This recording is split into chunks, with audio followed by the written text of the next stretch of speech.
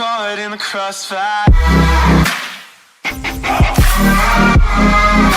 It's caught in the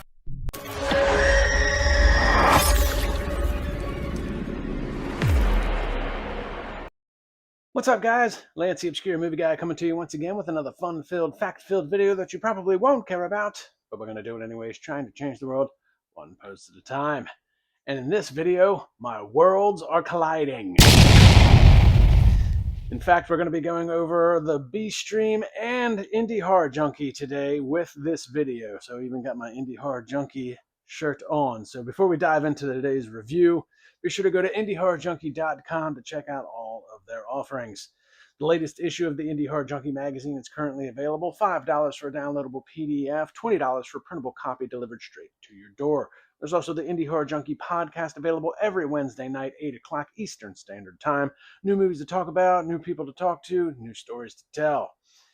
And then if you're not familiar with the B-Stream, you should get familiar with the B-Stream.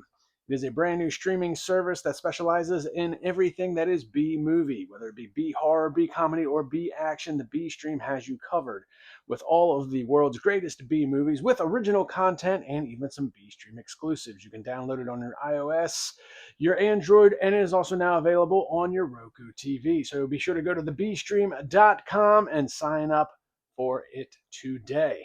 Now, the reason that these worlds are colliding, well, today we're talking about the end.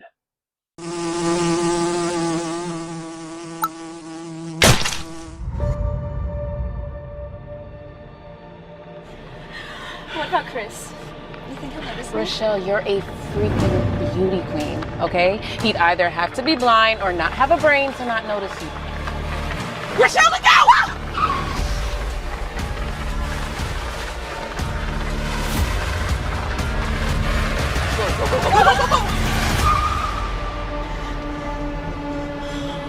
Oh my God, he's fucking running after us. I think we just avoided a serial killer, am I right? Fucking homeless guy was standing in the middle of the road and tried to pull Rochelle out of the car.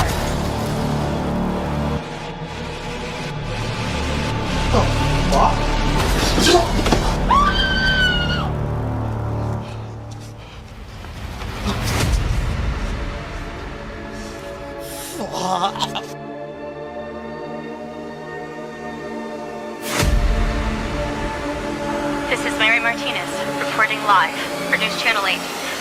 We're the first on scene here at the Value Inn from what seems to be a complete and absolute massacre. Detective Kane? How many bodies? Excuse me? What kind of sick son of a bitch that's...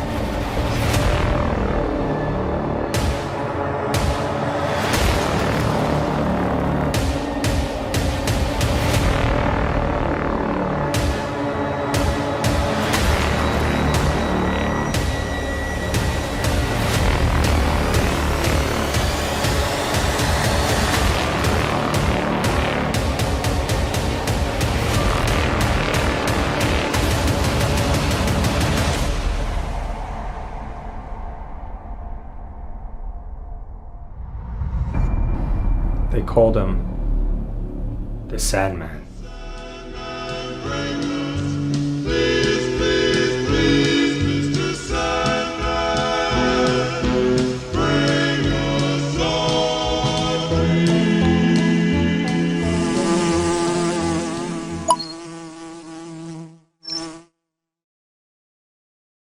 The Inn is a horror comedy that was written and directed by the Greasy Boys. That is Kevin Bogdanovich and Sloan Losh. If I said those names wrong, I apologize. And it has a who's who in the cast of Florida independent filmmakers and actors, including Indie Horror Junkie's very own Amy Rolfson and Rick Danford.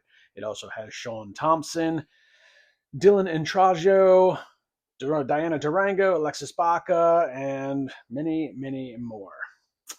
So this is a horror comedy that is written in the vein of a lot of other 80s horror slashers with a bit of comedy mixed in, and has a off the wall bonkers opening sequence. The first 15 minutes of this film is absolutely ridiculous in all of the best ways. Incredible kills, ridiculous dialogue, crazy special effects, brutal kills that are not one like the other, and really just a really fun popcorn movie. So I think the Greasy Boys did a really good job of making a horror comedy that's a throwback to those 80s slashers, again, with some great special effects, some brutal kills, a lot of fun dialogue. I will say, after that first 15 minutes of the film, though, you do run into a bit of a lull as far as the story goes, but it's all ramping up towards the end where it finishes strong, just like it started off.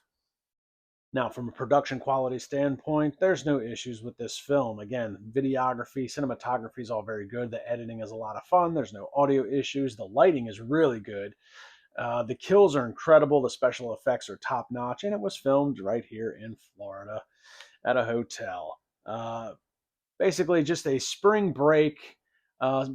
Movie starts off, like I said, the first 50 minutes go off the rails in all the best ways. Basically, spring break, shenanigans occurring, and the Sandman, which is their antagonist, throwback again to 80s slasher flicks, guy with a knife and a mask, and that's what makes a great slasher flick right there, goes off the rails, killing everybody at this hotel.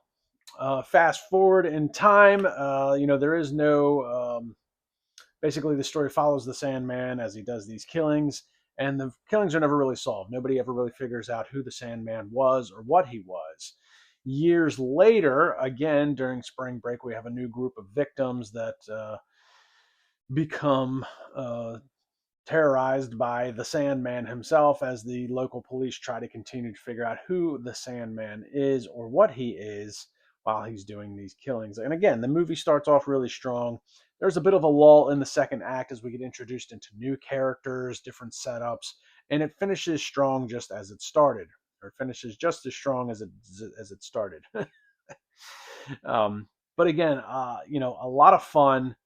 It's very much a popcorn flick. There's not a lot of substance to the storyline. It's pretty basic. The Greasy Boys were pretty, they were on the Indie Horror Junkie podcast a few weeks back before we did the whole MegaCon Film Festival. And they were pretty open with what they were trying to do. This was very much an expose on what they could try and accomplish with a little bit of a budget, with the right acting, with the right special effects. And it definitely laid the foundational groundwork for a much larger story if they wanted to continue with the Sandman, who he is, what he is. And as far as the special effects go and the kills, I mean, the kills are all different from one another. The special effects are crazy. And the Sandman himself, you're not really sure if it's a guy in a suit, a guy in a mask, if it's a demon, if it's an entity, but he does display some crazy strength. We're talking some crazy beyond Michael Myers type strength, ripping people in half, ripping their skin off, splitting their skulls.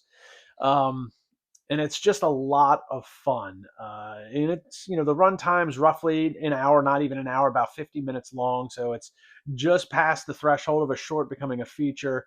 And again, the Greasy Boys were very open with what they were trying to accomplish with this film. And I think they set out to do everything that they wanted to do.